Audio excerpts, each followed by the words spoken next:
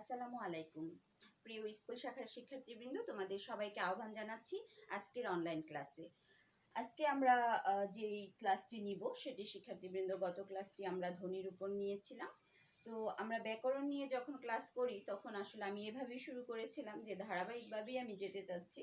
তো তারই ধারাবাহিকতায় ভাষার পর ধ্বনি, ধ্বনির পর আজকে আমরা যে ধ্বনিরই একটা অংশ, যে নত্য সত্য বিধান। গত ক্লাসে আমরা ধ্বনির আলোচ্য বিষয় নিয়ে আলোচনা করেছিলাম।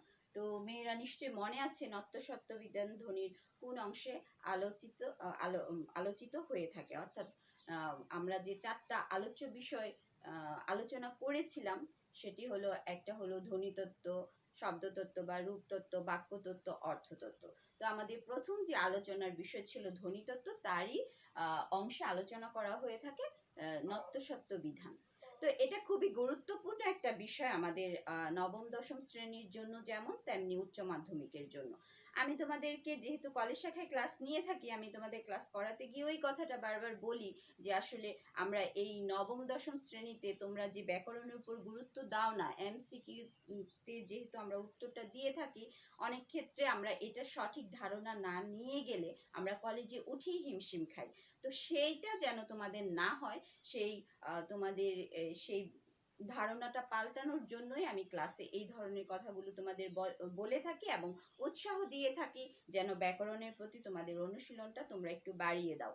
তাহলে আজকে আমি যেটা আলোচনা করব সেটা হলো নত্য সত্য বিধান নিয়ে আলোচনা করব। তো আমাদের এই পরিচ্ছেদে হয়তো আমরা আজকে যে ক্লাসটা করব সেটা নত্য বিধান নিয়ে করব।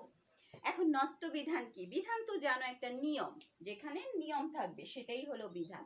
নত্য বিধান হলো যেখানে আমরা জানি যে আমাদের ব্যঞ্জন বর্ণে আছে মূর্ধন্য ও যে ব্যবহারটা হয় মূর্ধন্য নয়ের, সেটা সেই ব্যবহারটা আসলে কোথায় হবে কোথায় হবে না।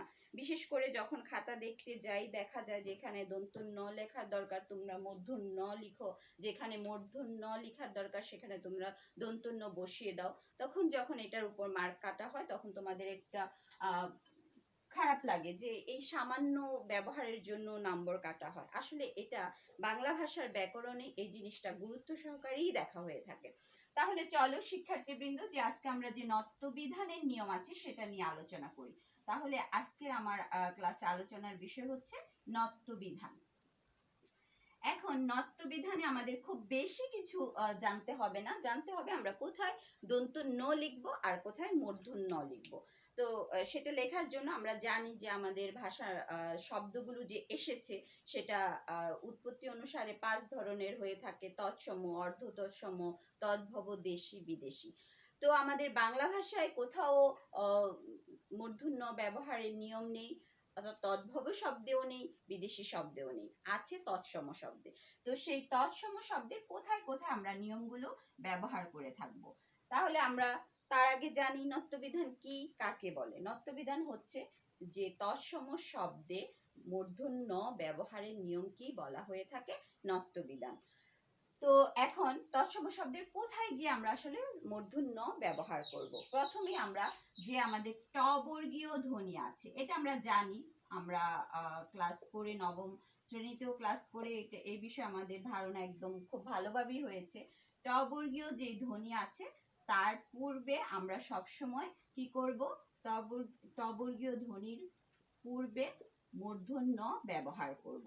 অর্থাৎ যেখানেই আমরা দেখব মূর্ধন্য ব্যবহার হবে, অর্থাৎ যে ক্ষেত্রে আমরা টবর্গীয় ধ্বনিটা দেখব সেখানে আর আমরা কোনো কিছু চিন্তা না করে মূর্ধন্য ব্যবহার করে দিব। যেমন টবর্গীয় ধ্বনি কোনগুলো? ট, ঠ, ড, ঢ, মূর্ধন্য এগুলো। তাহলে যেমন আমরা বলে থাকি কাণ্ড, সেখানে কিন্তু আমরা এইভাবে লিখব। আর মূর্ধন্য দন্তন্য অনেকে আমরা লিখতেই জানি না, সেটা হলো যে কিভাবে লিখব। যখন আমরা দন্ত ন লিখবো অবশ্যই মাত্রাটা পুরোপুরি হবে এবং এই যে নয়ের একটা একের মতো আসে সেটা নিচের দিকে হয়। আর যখন আমরা মধ্য ন লিখি তখন এটা হয়ে যায় এই উপরে কোনো মাত্রা থাকে না, একটু উপরের দিকে একের মতো হয় আর পাশে অর্ধমাত্রা থাকে। তাহলে আমাদের দেখো, আমি যখন কাণ্ডটা এইভাবে লিখেছি এটা বোঝা যাচ্ছে এটা মূর্ধন্য লিখেছি। তাহলে এরকম আমরা যখন টবর্গীয় ধ্বনি থাকবে তখন যে শব্দগুলো লিখব সেগুলোতে অবশ্যই আমরা মূর্ধন্য ব্যবহার করব। যেমন বন্টন, বন্টন। তারপরে হচ্ছে তোমার কাণ্ড, বন্টন, লুণ্ঠন, এগুলো।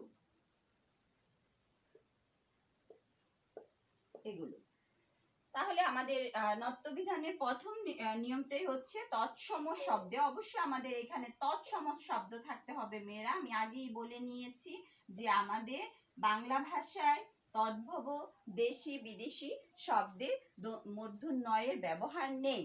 তাহলে তৎসম শব্দে যেগুলো টবর্গীয় ধ্বনি থাকবে তার পূর্বে আমাদের মূর্ধন্য ব্যবহার করতে হবে। 2 নাম্বার হচ্ছে রি, র, মূর্ধন্য স। রি যেখানে থাকবে, রি, র, মূর্ধন্য স, তারপরে রেফ, রেফ। এই বর্ণগুলোর পূর্বে আমাদেরকে সবসময় এই বর্ণগুলোর পূর্বে মূর্ধন্য ব্যবহার হবে। যেমন আমরা বলে থাকি কৃপণ, কৃপণ লিখতে আমাদেরকে মূর্ধন্য লিখতে হবে। তারপরে তোমার আরো আছে যেমন তৃণ, তারপর বর্ণ। এই শব্দগুলো লিখতে আমাদের অবশ্যই মূর্ধন্য লিখতে হবে। তৎসম শব্দে টবর্গীয় ধ্বনির পূর্বে মূর্ধন্য হয়, তারপর রি, র, মূর্ধন্য স, রেফ। এই বর্ণগুলো থাকলে এর পূর্বে সবসময় এর পরে হয় তোমার মূর্ধন্য। টবর্গীয় ধ্বনির পূর্বে আর রি, র, মূর্ধন্য স, তারপরে রেফ, এগুলোর পরে হয় সবসময় মূর্ধন্য। তারপরে 3 নাম্বার হচ্ছে আমাদের যে ধ্বনিমালা আছে সেগুলো তোমার ক বর্গীয় এবং প বর্গীয় ধ্বনির পরে সবসময় তোমার কি হয়, মূর্ধন্যর ব্যবহার হয়। যেমন তোমার দেখা যায় এখানে আছে, এখানেও আমাদের কৃপণ, তারপরে হরিণ, এই ধরনের শব্দগুলো ব্যবহার করা হয়। অর্থাৎ রি, র, মূর্ধন্য স্বর পরে যদি তোমার ক বর্গীয় এবং প বর্গীয় ধ্বনি থাকে তাহলে সেক্ষেত্রে মূর্ধন্য ব্যবহার হয়। সেক্ষেত্রে যেমন হতে পারে হরিণ, তারপরে হতে পারে লক্ষণ। এগুলোর ক্ষেত্রে সবসময় তোমার মূর্ধন্যর ব্যবহার হয়। আরেকটা নিয়ম আছে 4 নাম্বার, সেটা হলো স্বভাবতই। স্বভাবতই কিছু কিছু শব্দে তোমার মূর্ধন্যয়ে ব্যবহার হয়। সেগুলো কোনগুলো? মূর্ধন্য ব্যবহার হয়। যেমন তোমার আছে চাণক্য, মাণিক্য, লবণ। এই সব শব্দগুলো তোমার স্বভাবতই, এগুলো কোনো নিয়ম নেই, নিয়ম ছাড়াই এগুলোতে মূর্ধন্য ব্যবহার করা হয়। তাহলে মেয়েরা দেখো যে প্রথমে জানতে হবে মূর্ধন্য ব্যবহার হয় তৎসম শব্দে।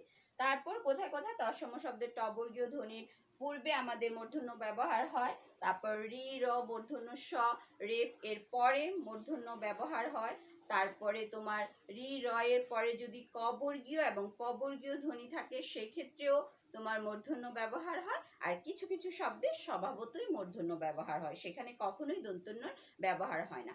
আরেকটা যেটা জিনিস তোমাদের মাথায় রাখতে হবে সেটা হলো সমাসবদ্ধ পদ।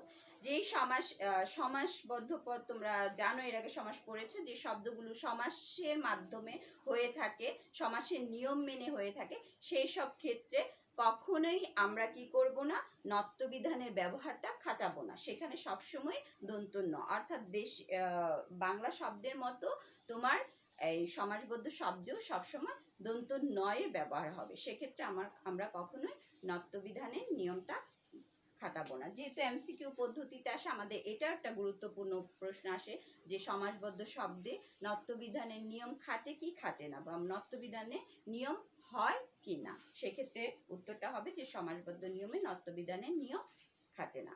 তাহলে শিক্ষার্থীবৃন্দ আজকে এই পর্যন্তই থাক। আজকে আমরা ক্লাসে নত্যবিধানের নিয়ম নিয়ে আলোচনা করলাম। আমাদের আগামী ক্লাসটা হবে সত্যবিধানের নিয়ম নিয়ে। সে পর্যন্ত সবাই ভালো থাকো, সবাইকে ধন্যবাদ।